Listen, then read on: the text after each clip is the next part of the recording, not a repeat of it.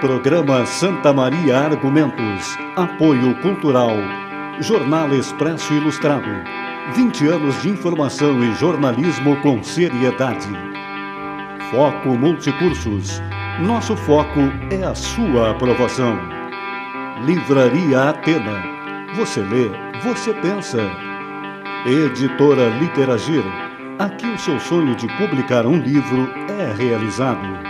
Casa do Poeta Brasileiro. 50 anos de literatura.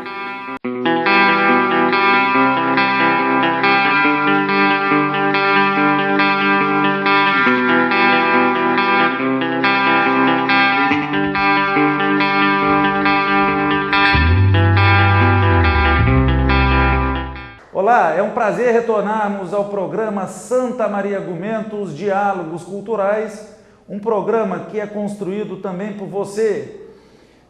O programa da TV Santa Maria, canal 19 da NET. Você poderá assistir esse programa no site da TV Santa Maria, www.santamaria.tv.br, ou mesmo no site do próprio programa, www.smargumentos.com.br. Nossos apoiadores culturais: Jornal Expresso Ilustrado, 20 anos de jornalismo com seriedade. Livraria Atena, você lê, você pensa. Foco Multicursos, o nosso foco é a sua aprovação. E o tema de hoje, um tema interessantíssimo, bastante atual. Nós iremos falar sobre o respeito ao outro, o respeito ao ser humano, respeito aos negros, aos indígenas. E participam comigo desse programa a doutoranda em Educação Sandra Mader, que tem uma pesquisa científica relacionada aos indígenas, uma tese de doutorado da Universidade Federal de Santa Maria. Também participa comigo a Maria Rita Pidutra, que tem uma pesquisa, uma tese de doutorado, é doutoranda em educação, está construindo uma tese relativa à questão do negro, né, da população, nossa população brasileira de origem africana. E eu começo primeiramente pela Sandra Mader. Tudo bem, Sandra? Seja bem-vinda ao nosso programa, novamente, né, segunda vez que retorna, né? Em relação ao indígena, Sandra, ainda que rapidamente, assim, fale para nós um pouco sobre a questão histórica do indígena no Brasil, tudo bem? Oi, tudo bem? Olá a todos e a todas que estão nos assistindo. Quero agradecer novamente a oportunidade de poder estar aqui, poder falar um pouco da minha pesquisa também.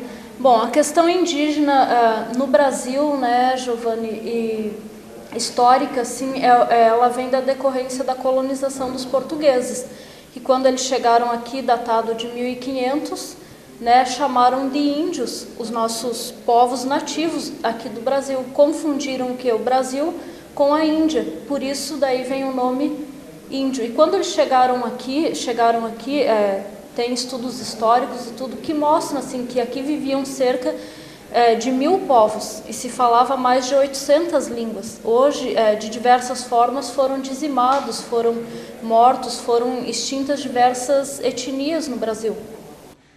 Até eu vou pedir assim que tu repita para nós, né, para dar um enfoque nisso. Nós tínhamos no Brasil, em toda a costa litorânea e mesmo no interior, cerca de 1000 povos indígenas com 800 línguas, variantes de línguas e dialetos. Tanto que impressionante, né? Impressionante. Tanto que quando se pergunta hoje quantos idiomas é falado no Brasil, a maioria da população brasileira pensa que é só o português, quando na verdade não. Hoje só existem, a última pesquisa do IBGE que saiu, são 307 línguas faladas no Brasil hoje, das quais a gente desconhece, né? 307 não somente oriundas dos indígenas, 307 no total das diversas. Das diversas, né? Que são dos diversos troncos linguísticos, né, no Brasil. Então, para perceber o quanto era complexo o sistema de comunicação indígena na época do descobrimento. E quanto é até hoje, né? E o quanto é até hoje.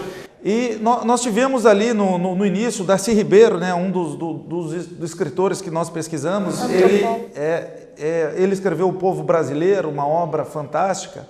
Ele coloca que teve um extermínio por doenças, né? A grande parte ou boa parte desses indígenas morreram por gripe, coqueluche, até mesmo doenças sexualmente transmissíveis trazidas pelos europeus, porque na época não existia esses tipos de doença, né, nas tribos, tudo.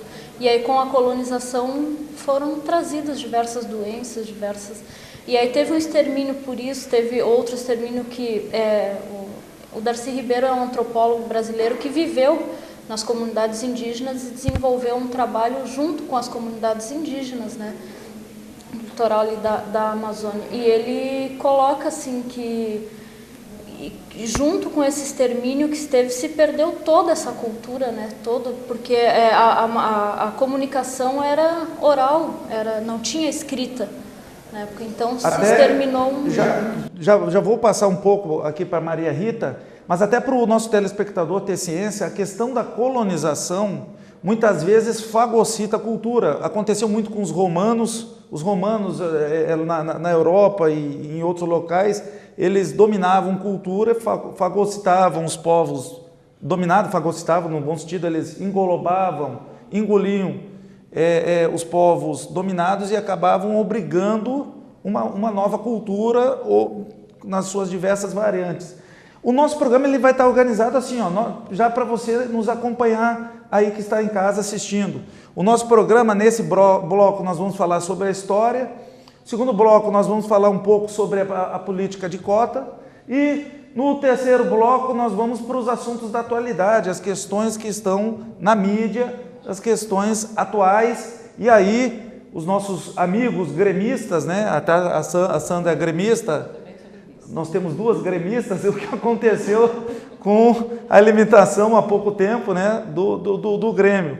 Mas agora nós vamos conversar um pouco com a Maria Rita. Tudo bem, Maria Rita? Seja bem-vinda. É um prazer. Sobre a questão da história do negro. O negro foi um povo que de grande massa foi trazido, né, o único povo das Américas que em grande massa foi trazido de forma forçada para o nosso continente. Fale para o nosso público um pouco sobre a questão do negro, a história do negro. Então, quando os portugueses, né, em função da colonização, quando eles saem do Velho Mundo e que eles chegam nos outros locais, quando eles encontram povos diferentes, eles partem do princípio que aqueles povos eram incultos, eram não civilizados e que eles eram o modelo, eles eram a referência. Então sempre a relação era essa, uma relação de poder, uma relação de dominação. Quando chega em África, eles encontram os negros e estranham muito a cor da pele, o cabelo, né? E eles logo ligam a animais. Por sua vez, eram de vários povos, vários clãs, com seus reinados, com suas organizações. O povo africano acolhe, ele recebe aquele colonizador, em princípio com carinho, com respeito, com presentes. E à medida que o colonizador vai chegando e vai vendo que ali tem pedras preciosas, que ali tem riquezas, que ali tem borracha, cresce o desejo de dominação. Ao mesmo tempo, eles estão fazendo as grandes navegações, estão descobrindo o novo mundo. E eles precisam de braços para trabalharem aqui. Em função da forma de vida, né, dos povos nativos, então os portugueses decidem trazer os negros. E foi uma passagem, uma travessia forçada, porque o nosso povo, e aliás vários povos, vários clãs que eles eram aprisionados e vinham para cá, eles traziam a roupa do corpo, mas traziam a sua cultura, tudo na cabeça, né? Tudo na memória, né? E aqui eles começaram a construir esse país. Só que o português é super vivo. Quem é que ele traz? Ele traz aquelas pessoas, aqueles grupos que tinham conhecimento profundo em agricultura. Ele traz grupos que trabalhavam a metalurgia, que já fundiam o ferro naquela época. Ele traz grupos estrategistas militares. Então, ele trouxe uma nata. O pessoal que veio, o africano que veio para cá, ele não era prisioneiro. Ele não estava fugindo de polícia, não. Ele veio, foram escolhidos mesmo justamente para construir, para trabalhar, para construir esse país. Também, como tu falaste, né, a nossa cultura ela era muito mais oral. Né? E por ser uma cultura oral, hoje eu estou entendendo a importância, né, da voz, a importância da palavra, a responsabilidade quando se diz alguma coisa. Isso os africanos trouxeram. E aqui, nos diferentes ciclos iniciais, desde vai lá, não estou me lembrando qual é a ordem, açúcar, café, cana de açúcar, mineração, os negros trabalharam. E divididos entre os mais próximos dos senhores, na Casa Grande, e os mais distantes, que ficavam na senzala, que trabalhavam nas terras, né, nós construímos esse país. E fomos marcados. Eu vejo hoje assim, com muito orgulho. Sabe, eu me sinto assim, muito orgulhosa, e é isso que eu quero dizer para o povo negro, para as crianças negras, para os alunos negros, que esse país cresceu, enriqueceu com o nosso trabalho. Que bom. Sem ficar só chorando as mágoas, né? É importante que o telespectador perceba a emoção no momento dessa fala. Nós temos um povo que é diversificado. No segundo bloco, nós temos que fazer um pequeno intervalo. No segundo bloco, você vai ficar conosco, você vai perceber que a emoção na fala, tanto da Maria Rita quanto da Sandra, tem um motivo que está correndo no nosso sangue. Fique conosco, você poderá participar desse programa enviando a sua crítica, a sua sugestão, sugerindo pautas, sugerindo temas, sugerindo debatedores. Envie um e-mail, mesmo que discorde, para smargumentos@gmail.com. Vamos a um rápido intervalo e retornamos.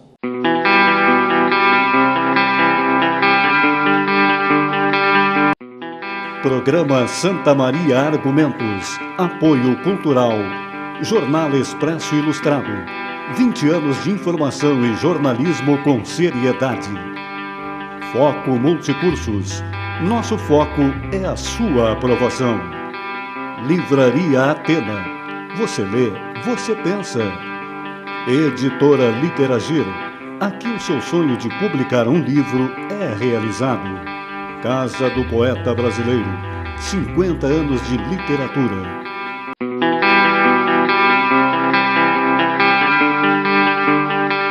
Retornamos após esse breve intervalo. O nosso tema de hoje, para você que chegou agora, é um tema interessantíssimo. O respeito ao outro ser humano. A questão de etnias, a questão de aprendermos a respeitar o cidadão. Estão comigo Maria Rita Pidutra, abordando sobre negros, e Sandra Mader, abordando sobre os indígenas. E agora minha pergunta é direcionada a Sandra. Sandra, eu sei, já porque eu lhe conheço, nós três nos conhecemos, nós realizamos pesquisas na universidade, na nossa querida Universidade Federal de Santa Maria, no Centro de Educação, mas eu sei que você teve uma vivência importante da sua vida próximo a grupos indígenas. Eu queria que você agora, que nós passamos rapidamente pela nossa história, né, de indígenas e negros, que você contasse essa sua experiência em outros povos e até em outro país, o teu conhecimento com os indígenas, o teu contato, e o que isso significou na sua vida. Bom, como o Giovanni falou, assim, né, eu nasci no Paraguai.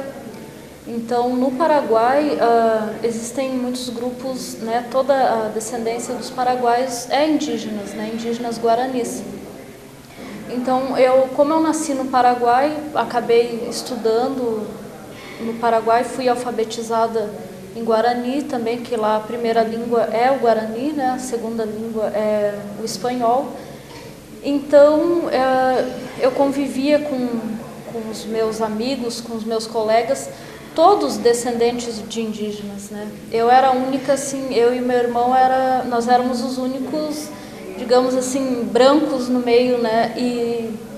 Só que, ao mesmo tempo que nós éramos diferentes ali, mas a gente se sentia parte daquele grupo ali no Paraguai, com aqueles colegas, né?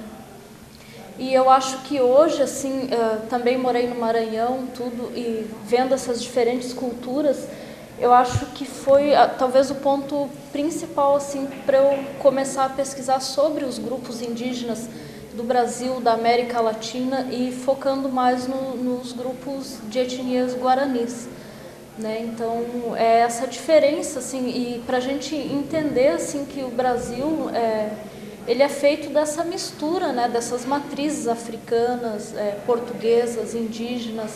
O povo brasileiro é essa mistura, né, essas diferenças que nos tornam talvez um povo assim tão alegre, né, como o antropólogo Darcy Ribeiro mesmo dizia, né. É imprescindível deixar de perceber a beleza nos povos indígenas, na sua filosofia de vida, na maneira como é encarada a vida pelos indígenas, né? Nessa forma de ver a vida. Talvez aí seja a grande riqueza, que é onde a gente pode... Porque nós nunca vamos ser índios, nós nunca vamos ser negros, quem não é. Mas a gente pode aprender com as outras culturas. A gente pode dialogar, a gente pode construir novas formas de conhecimento, novas formas de ver a vida. Porque o planeta está pedindo por essa conversa com essas diferenças, tá? É emergente que se discuta essas novas formas de vida, né? E talvez justamente vai estar na cultura dos povos indígenas, africanos, uma saída para a gente começar a quebrar esse nosso pensamento tão ocidental. E tanto a cultura africana quanto a indígena são culturas riquíssimas. A Maria Rita falava sobre a cultura oral, mas no caso da cultura indígena também, né, nós temos, tanto na africana quanto na indígena, nós temos uma cultura de cerâmica muito bonita, uma cultura de danças muito bonita, a questão da alimentação, a questão da pintura, que muitas vezes é uma grande falha, né, e eu sou um professor de literatura, né. A grande falha nos nossos estudos culturais, no meu ponto de vista, simples ponto de vista, é que nós saímos na literatura, no caso da literatura, da Europa e já caímos em 1500 em diante a partir da cultura portuguesa. Aqui, os nossos nativos, né, no caso os indígenas, eles já possuíam uma cultura vastíssima anterior a isso, que ainda está mais pesquisada, mas ainda é pouco pesquisada, né? Não sei se você concorda com isso. Com certeza, concordo plenamente. Assim, nós temos a ideia de que o conhecimento aqui na América ou no Brasil começou a partir de 1500, quando foram trazidas as literaturas europeias. E não, a cultura, ela existe desde que o mundo existe, né? Porque a gente acredita que a forma de literatura é só a forma escrita, a forma científica, e não é. A cultura, ela está desde um modo de vida, uma fala, um conhecimento. Por exemplo, assim, quando Darcy Ribeiro falava assim, quando um índio faz um cesto, faz um pote, uma cerâmica, ele coloca toda a sua energia, toda a beleza que ele tem. Não é um trabalho aquilo ali é uma obra de arte, né? Tudo que tu faz muito bem feito. né? E hoje a gente vive numa sociedade de extremamente correria, de consumo, de acumulação, né? Então a gente não para e não pensa nesse outro modo de viver, né? Nesses 1.500 anos, por exemplo, antes dos portugueses chegarem aqui, para onde é que foi toda essa cultura? Esses 1000 povos que hoje só existe, né? A Maria Rita, ela nos falava no último bloco sobre a palavra, a cultura oral africana. Nós tivemos pontos históricos do Brasil e um dos mais importantes, apesar da falta de preparo social, foi a abolição da escravatura, em 1888, que nós sabemos que a escravidão, ela às vezes persistiu por mais tempo, porque após a abolição da escravatura, a sociedade não se preparou e não preparou essa liberdade ao povo negro. E essa palavra, né, nós tivemos diversos casos de escravas, de senhoras que trabalhavam como cuidando dentro de casa, das casas grandes, que preferiram não sair ao mundo e permanecer até o final da vida trabalhando gratuitamente e se submetendo aos senhores, né? E nós vimos que no decorrer da história, porque 100 anos atrás, ou 100 e poucos anos atrás, 1888, é muito perto, de lá para cá, o nosso povo negro ele foi realmente bastante prejudicado. Eu queria, Maria Rita, que tu abordasse essa questão, a evolução da questão do negro de 1888 para cá, relativo ao Brasil, mas principalmente relativo à nossa região sul, e principalmente aqui, mais ainda detalhado, a nossa questão aqui de Santa Maria, da nossa região. Em relação à escravatura, naquela época era decisão dos mandantes, dos governantes, que os negros não tivessem oportunidade de ascensão. Então, o Florestan Fernandes fez uma pesquisa muito interessante, né, que é a inclusão do negro na sociedade de classes. Quando já se estava encaminhando para a abolição, porque o sistema não aguentaria mais. Estava ali o capitalismo, não poderia ter pessoas sem vencimento, né? A base do capitalismo é ter dinheiro para comprar, né? Então, e aí o que o Dom Pedro II faz, né? E lá com o Gobineau, orientado pelo Gobineau, eles, aliás, o primeiro já tinha trazido os alemães lá em 1824, né? Então existe todo um processo, uma política de branqueamento do país, trazerem estrangeiros brancos, né, para quebrar. Eles tinham medo do negro, era muito. De 10 pessoas que andassem pelas ruas do Rio de Janeiro, 8 eram negras. Então tinha esse medo. E aí houve toda uma política de exclusão, proibição de acesso à escola, proibição de acesso à terra, né, porque para ter terra tinha que saber ler. Mas o negro não podia ir na escola porque tinha uma lei que proibia. Para ter terra tinha que ter ferramenta e tinha que ter sementes. Mas o negro não tinha dinheiro para comprar nem ferramenta nem sementes. Então ficar uma bola de neve, né? Nós fomos condenados realmente à exclusão. Quando se dá a dita abolição, que nós consideramos que no dia seguinte o que nós íamos fazer, nós saímos, né? Que o nosso povo deixa as senzalas, né?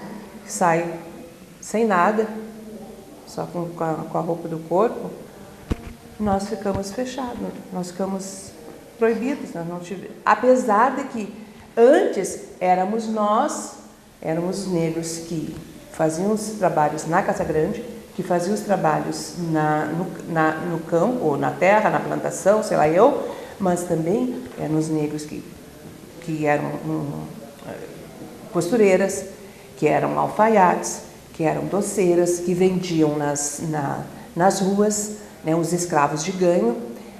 O nosso povo tinha sim competência para entrar no mercado de trabalho, mas ele foi alijado propositalmente. Foi um propósito de não permissão. E aí foram criadas verdades, né? O negro não é capaz, o negro bebe, assim como para o indígena, né? Então, aqueles estereótipos que foram sendo criados. E uma das coisas muito sérias que nós sofremos, que o povo indígena não sofreu, foi a questão da invisibilidade, né? Por quê? Porque o nosso povo não está, eles não estavam querendo que o negro estivesse participando da formação de uma nova nação. Eles não queriam contar conosco. Já ao contrário do que, porque o indígena foi muito cantado na literatura, né? Nós não, nós fomos praticamente... Até me permita... escondidos, né? Até a questão, por exemplo, nós tivemos a independência do Brasil em 7 de setembro de 1822, né? Após isso, a questão do negro, o índio, ele não se adaptou ao trabalho escravo. Aí o que ocorreu? Nós tivemos a vinda do negro para ser colocado no trabalho escravo. O índio e o negro, eles foram por bom tempo colocados como escravos. Mas quando se focou no negro, mais no trabalho escravo pelo negro, se cantou na literatura, se escreveu na literatura, nós tínhamos o português dominante. A maior parte do trabalho escravo, naquele momento do romantismo, né? Já 1830 e poucos, 1840, segunda metade do século XIX, o negro como trabalho forçado, parte da economia, o português como dominante. Quem passou a ser cantado como herói nacional? O índio, que era nativo. Nós vamos a um rápido intervalo, o último bloco será um bloco interessante, vamos falar sobre política de cotas e vamos falar sobre assuntos da atualidade. Fique conosco, vamos a um intervalo e retornamos.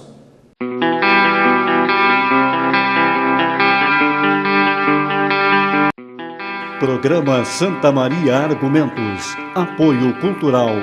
Jornal Expresso Ilustrado. 20 anos de informação e jornalismo com seriedade. Foco Multicursos. Nosso foco é a sua aprovação. Livraria Atena. Você lê, você pensa. Editora Literagir. Aqui o seu sonho de publicar um livro é realizado. Casa do Poeta Brasileiro. 50 anos de literatura.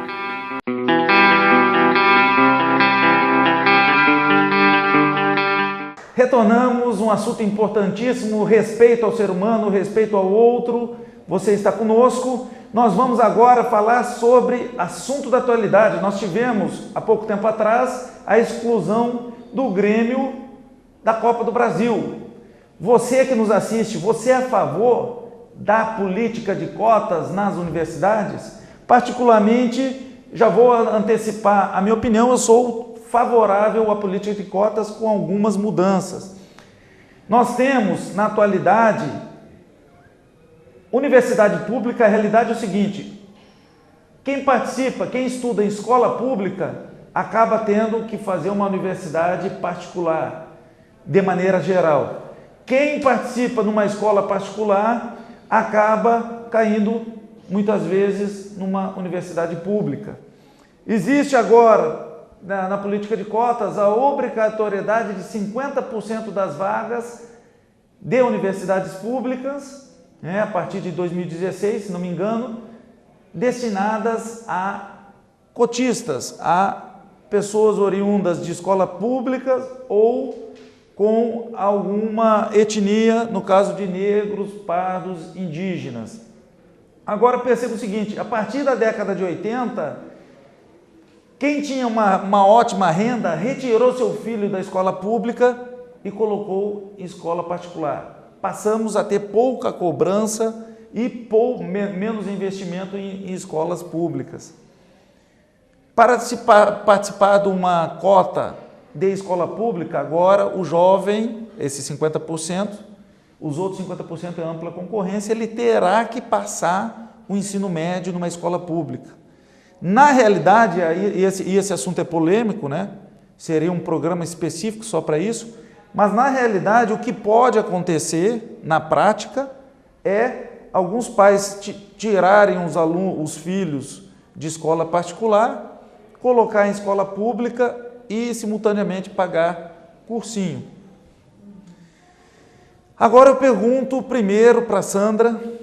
Sandra, qual é a tua opinião sobre a política de cotas, o acesso à universidade a descendentes de indígenas, no seu caso específico, e também de escolas públicas? Você é favorável ou é contra? Com certeza sou favorável, sim, porque eu acho que isso o Brasil deve, né, a esses povos que foram excluídos dessa sociedade, dita sociedade do conhecimento, digamos assim, né? Esse acesso à universidade, ela tem um caráter de uma importância assim, muito grande. Por exemplo, aqui na Universidade Federal de Santa Maria, a cota para os indígenas é de 10%. Quantos indígenas que vão e chegam a fazer um vestibular, por exemplo? Aí muitos podem se perguntar, mas por que um indígena vai querer fazer um curso superior se vive lá no meio do mar? E não é mais assim. Né? Os indígenas, a gente precisa conviver com os indígenas, com os negros, com os deficientes físicos, visuais e tudo. E esse acesso à universidade, ele pode facilitar essa conversa com as políticas públicas do Brasil, por exemplo. Porque nós vivemos num país que é regido, né, pela legislação. Então, quando os indígenas chegam na Universidade, por exemplo, Federal de Santa Maria, um dos grandes problemas é a permanência deles poderem continuar e terminar um curso superior. Essa está sendo a grande dificuldade, pelos relatos que eu tenho visto, assim, porque eles vão para a universidade, mas não tem onde ficarem, por exemplo. Tem a casa do estudante, tem tudo, mas a burocracia até eles conseguirem um lugar para ficarem na casa. Sobre a tua fala, eu já retorno para ti, eu só tenho duas considerações para completar e pedir que tu continue. Primeiro, a questão que às vezes eu era totalmente contra a política de cotas, antes de eu me informar sobre ela. Antes de eu me informar, eu achava que não era justo, porque se somos todos iguais, nós deveríamos ter direitos iguais. Só que o detalhe, historicamente, nós não tivemos, de maneira geral, situações iguais. Oportunidades iguais.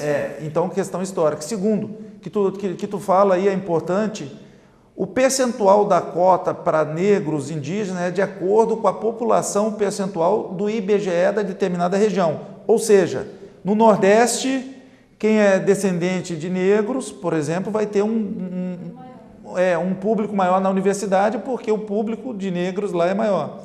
Né? E agora eu te passo o questionamento que eu fiz em outro momento para Maria Rita, e ela concordou comigo, né? Não seria o caso também, apesar de ter aquela parcela de até 1,5 salário per capita da família, né? 1,5 salário por pessoa, não seria o caso se estipular um pouco mais a associação de descendência com renda? Nós temos negros e índios que possuem uma renda elevada e que nós sabemos que vão tentar entrar, obviamente, porque no Brasil a fiscalização não é boa, por esse caminho. Não seria um motivo de se aperfeiçoar essa lei? Então, com certeza, assim como outras políticas também, essa política de cotas ela precisa ser revista em vários pontos. Assim. Um ponto deles que eu concordo, que, por exemplo, assim, seria talvez muito mais justo a política por questão econômica, independente talvez de ser negro ou não, mas a maioria dos que entram pelas cotas realmente tem uma renda muito baixa, mas muitos que entram não precisariam, digamos assim. Então, talvez se mudasse a política de cotas para uma questão mais econômica, por exemplo, assim, um número de vagas na universidade para quem tem menos de um salário mínimo por pessoa na E família. oriundo de escola pública. E oriundos de escola pública, porque tem também pessoas que estudam em escolas públicas que têm condições de vida talvez melhor, porque estudam em escola pública, mas fazem cursinho de inglês, cursinho pré-vestibular, conseguem pagar essas outras formas de formação, de preparação para a entrada num vestibular. Maria Rita, a sua opinião sobre política de cotas? A nova lei que está entrando em vigor agora na Universidade Federal de Santa Maria, ela é exatamente isso, né? 50% de vagas para alunos oriundos de escolas públicas. E dentro desses 50% ainda divide meio a meio, né? 25-25 para a questão de renda. Para os negros também, mas em relação ao percentual da populacional, né? Populacional. Do IBGE. E nós aqui na universidade nós temos uma reserva de vagas para indígenas e nós também, a universidade, ela tem um atendimento que é diferenciado, que eu acho que é a única no Brasil, para pessoa com deficiente, né? E ainda é a única no Brasil? Ainda é, porque essa nova legislação que foi aprovada ano passado, né? Ano passado, retrasado, não contempla a questão da pessoa com 2012, deficiência. né? É 2012, com deficiência. E existe todo um esforço agora na terça-feira, no dia 2 de setembro, houve o segundo acolhimento dos cotistas lá na universidade. Então, ali estavam pessoas indígenas, negros, alunos de escolas públicas, e inclusive havia dois jovens com deficiência visual também que estavam e que falaram. Estava o reitor e houve toda uma conversa, né, do interesse da universidade, não só com acesso. Uma coisa, a política de cotas garante o acesso, mas também tem que, o que tu falaste, garantir a permanência. E existe toda uma proposta, né, para garantir essa permanência. É claro que eu sou favorável, porque nós, o povo negro, o povo indígena, todos, nós precisamos de médicos negros que entendam as nossas peculiaridades. Nós precisamos de juízes negros, nós precisamos de enfermeiras negras, porque as crianças que mais morrem são as negras. As mulheres que mais morrem no parto são as negras, né? Os problemas de saúde estão gritantes. O nosso povo tem problemas graves. É depressão, é pressão alta, tem a questão da anemia falciforme, isso aí até é mais controlado.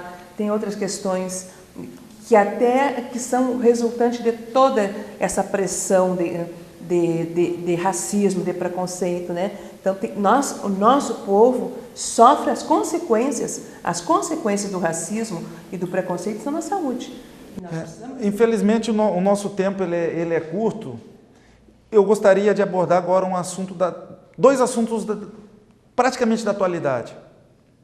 Primeiro, com a Sandra. Nós tivemos, um tempo atrás, um desentendimento, não podemos falar quem, né? Só o assunto, é o tema, importa o tema, de um político em relação aos indígenas. Eu sou favorável, e aí é a minha opinião, e passo para ti, a questão da agricultura também é muito importante no país, porque nós não sobrevivemos sem a alimentação. Existem críticas e até falas ríspidas contra os indígenas sobre a questão da agricultura ou da quantidade de terras que se reserva aos índios em virtude da questão populacional e com ofensas.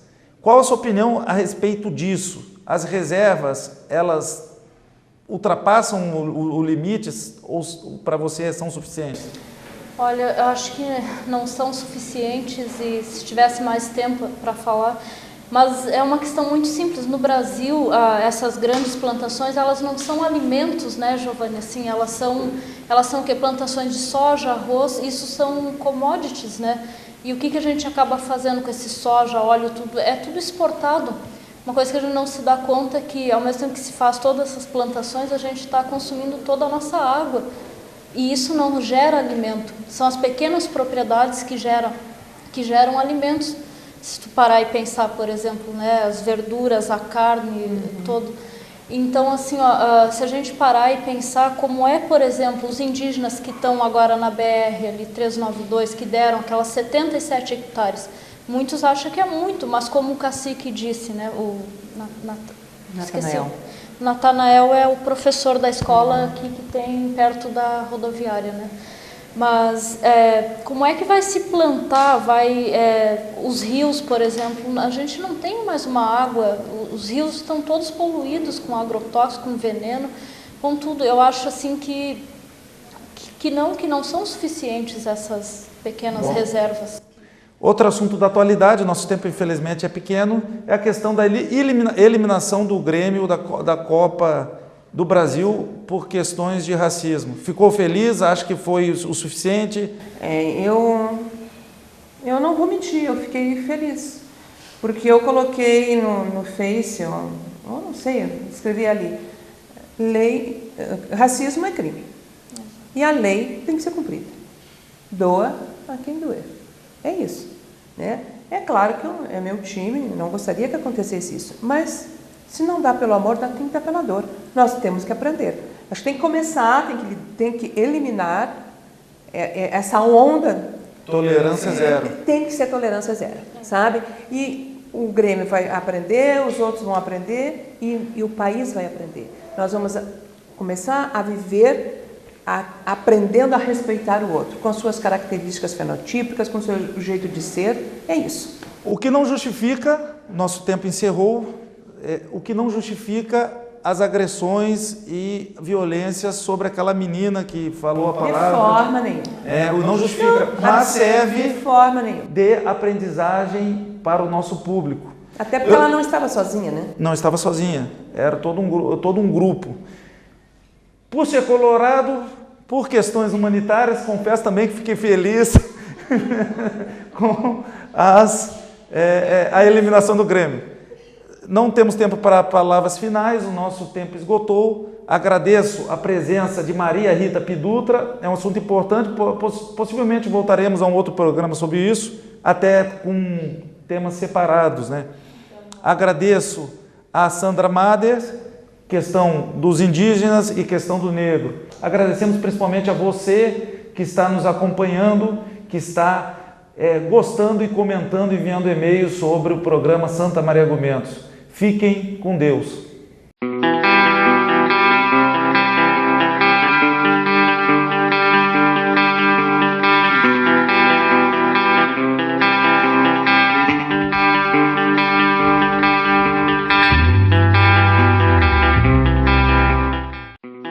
Programa Santa Maria Argumentos. Apoio Cultural. Jornal Expresso Ilustrado. 20 anos de informação e jornalismo com seriedade. Foco Multicursos. Nosso foco é a sua aprovação. Livraria Atena. Você lê, você pensa. Editora Literagir. Aqui o seu sonho de publicar um livro é realizado. Casa do Poeta Brasileiro, 50 anos de literatura.